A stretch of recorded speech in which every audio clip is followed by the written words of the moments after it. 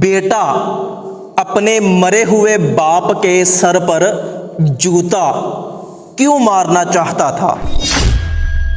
बूढ़े शख्स ने कहा कि मेरी मौत का वक्त आ गया है, जल्दी जल्दी मेरे तीनों बेटों को मेरे पास बुलाओ।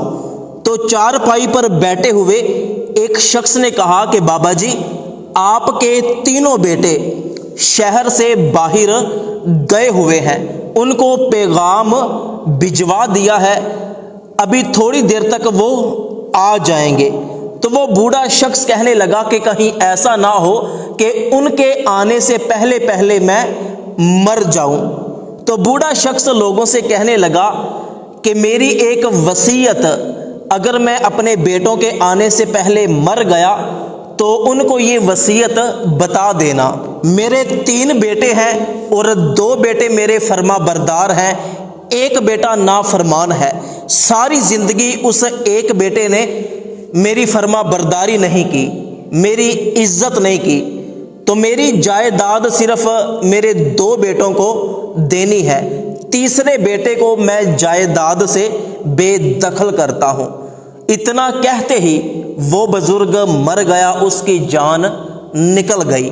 लेकिन अभी तक उस बूढ़े शख्स के 3 बेटे यहां नहीं पहुंचे थे। अब लोगों को हैरानगी की बात ये लगने लगी कि वसीयत बड़ी अजीब थी। एक शख्स उनमें से कहने लगा कि यार, बाबा जी ने बड़ी ही अजीब वसीयत की है कि मेरी जायदाद के वारिस सिर्फ मेरे 2 बेटे हैं और अपने तीसरे बेटे को मैं जायदाद से बेदखल करता हूं, इसलिए कि उसने सारी जिंदगी मेरी नाफरमानी की है। तो हमें कैसे पता चलेगा कि तीनों बेटों में से नाफरमान कौन है? तो वहां पर मौजूद एक शख्स को एक तरकीब आई।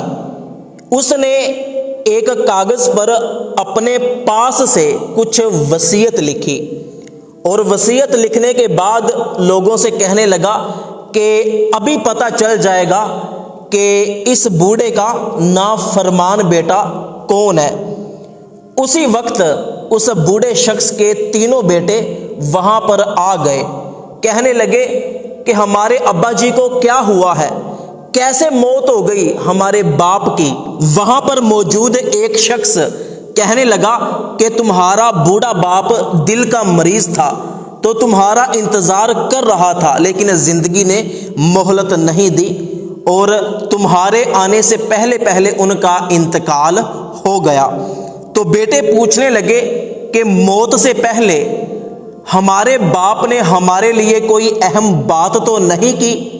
तो उस शख्स ने कहा कि हाँ, मौत से पहले तुम्हारे बाप ने एक अहम बात, एक अहम वसीयत तुम्हारे लिए ये की है कि मरने से पहले तुम्हारे बूढ़े बाप ने ये कहा था कि मेरे 3 बेटों में से मेरी सारी जायदाद का वारिस मेरा वो बेटा होगा कि जो मेरे मरने के बाद मेरे सर पर जूते मारे, वरना मेरी सारी जायदाद किसी मस्जिद या मदरसे को दे देना। उस शख्स ने कहा कि पकड़ो ये जूता, जिसने भी जायदाद लेनी है अपने मरे हुए बाप के सर में ये जूते मारे।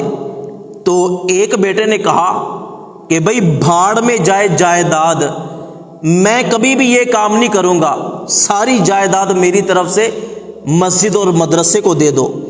दूसरे बेटे ने भी यही कहा कि नहीं, मैं कभी भी अपने मरे हुए बाप के सर में जूता नहीं मार सकता, चाहे कि मुझे 1 रुपए भी जायदाद में से ना मिले। तो तीसरे बेटे ने कहा कि मैं ये नहीं होने दूंगा, मैं कभी भी मस्जिद और मदरसे को जायदाद नहीं जाने दूंगा, लाओ मुझे जूता दो। जूता पकड़कर जब वो अपने मरे हुए बाप के सर में जूते मारने लगा तो लोगों ने उसे पकड़ लिया और लोगों को पता चल गया कि यही वो नाफरमान बेटा है कि जिसको बूढ़े शख्स ने जायदाद से बेदखल کیا ہے۔ تو وہاں پر موجود اس شخص نے کہا کہ رکو، یہ سارا ڈرامہ ہم نے خود کیا ہے تاکہ ہمیں پتہ چل سکے کہ اس بوڑھے شخص کا نافرمان بیٹا کون ہے۔